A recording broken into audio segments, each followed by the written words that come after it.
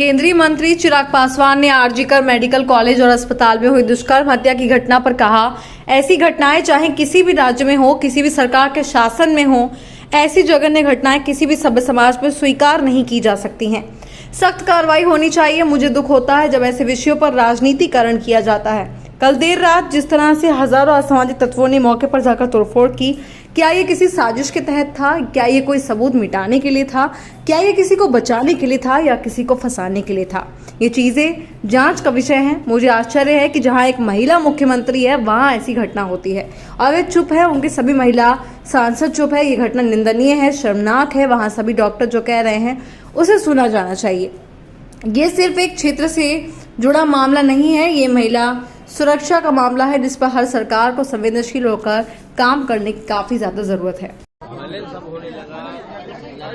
देखिए, जिस तरीके से मैंने हमेशा इस बात को कहा है कि अगर कोई भी ऐसी घटना घटती है, भले वो किसी भी राज्य में हो, किसी भी सरकार के तहत, इस तरीके की घृणित घटनाओं को कतई किसी भी सभ्य समाज में स्वीकार्यता नहीं दी जा सकती और जो भी दोषी हो उसके ऊपर कड़ी से कड़ी कार्रवाई होनी चाहिए।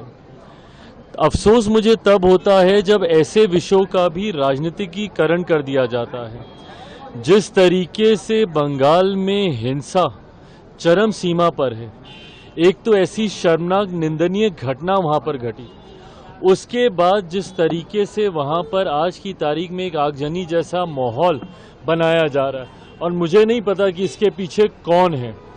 कल जिस तरीके से घटना स्थल पर देर रात हजारों की संख्या में असामाजिक तत्व गए, उन्होंने तोड़फोड़ की, क्या ये किसी साजिश के तहत था?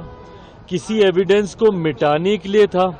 किसी को बचाने के लिए था? किसी को फंसाने के लिए था? ये तमाम बातें जांच का विषय हैं। पर जब वहां की सरकार इसके ऊपर आंख मूंद कर बैठती है, चिंता वहां से शुरू होती है।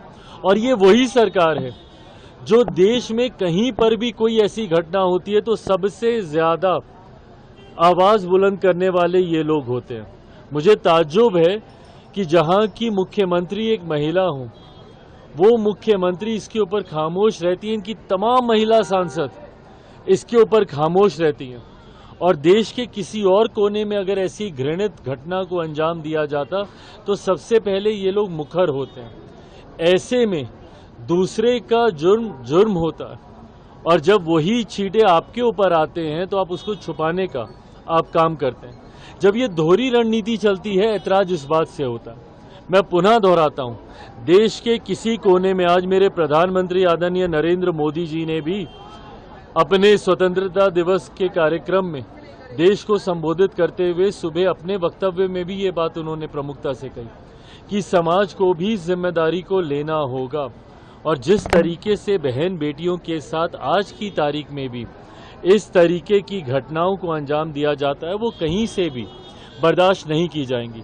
और आने वाले दिनों में न सिर्फ दोषियों को कड़ी से कड़ी सजा मिलेगी, बल्कि उस सजा का डर दूसरे आरोपियों के मन में भी बैठे, इस बात को भी सुनिश्चित किया जाएगा।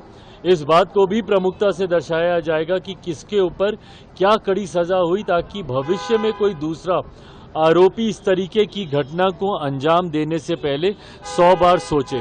पर हाँ, जो ये घटना बंगाल में घटी है, ये निंदनीय है, शर्मनाक है और जितने भी डॉक्टर्स हैं उनकी बातों को सुना जाना चाहिए। और जिस प्रोटेक्शन एक्ट की ये लोग बात कर रहे हैं, अपने संरक्षण की बात कर रहे हैं, उसको भी ज़रूर हम लोग को ध्यान देने की ज़रूरत है। पर साथ ही में ये सिर्फ डॉक्टर या किसी एक क्षेत्र से जुड़ा हुआ विषय नहीं है, ये महिलाओं के सम्मान की बात है जिस पे हर सरकार को संवेदनशील होकर कार्य करने की ज़रूरत है।